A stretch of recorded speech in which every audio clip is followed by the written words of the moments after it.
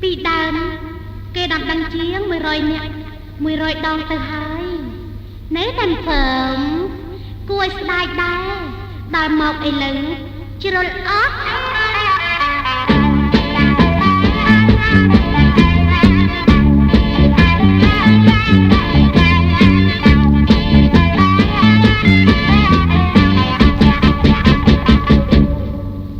ឆ្នាំនេះឆ្នាំអូន31ហើយណែ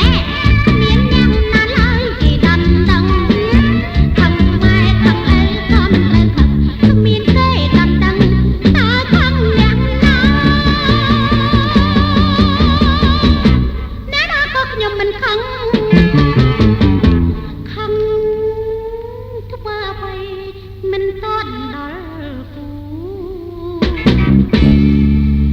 ដៃណាស់កាលខ្ញុំឆ្នាំ16ណែ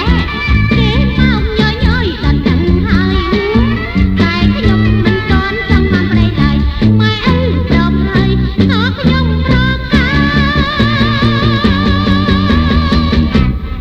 ទៅទឹកភ្នែកផងស្ដាយកំរងព្រំចារីអីលែដល់ពេលនឹកចង់បានប្តីណែចង់រៃឆ្នាំនេះ31ខ្ញុំត្រូវតែព្រមទាំងពីទាំងពួយពីពឹងខ្លួនមួយចាប់អើលគូប្រែគូប្រែក្បែរឬយ៉ាងណាឬប៉ះតាអាយុ60ប្លាយស្លាប់ហើយខ្ញុំ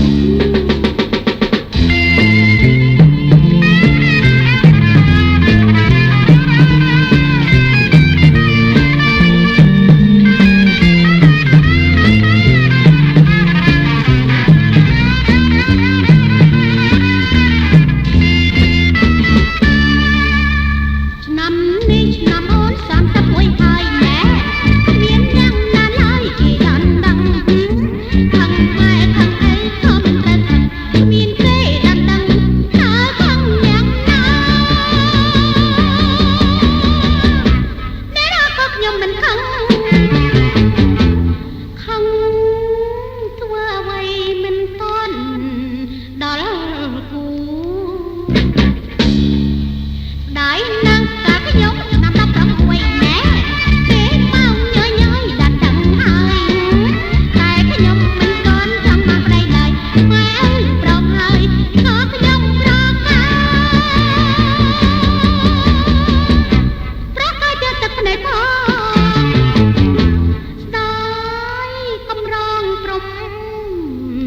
ម្ចារី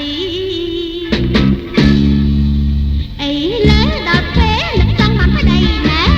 ចង់រៃឆ្នាំនេះ31ខ្ញុំត្រូវតែព្រមទាំងពុកទាំងព្រួយពីពឹងខ្លួនមួយចាប់អើលគូប្រែគូប្រែក្បែរឬយ៉ាងណាឬប៉ះតាអាយុ60ប្លាយស្លាប់ហើយខ្ញុំ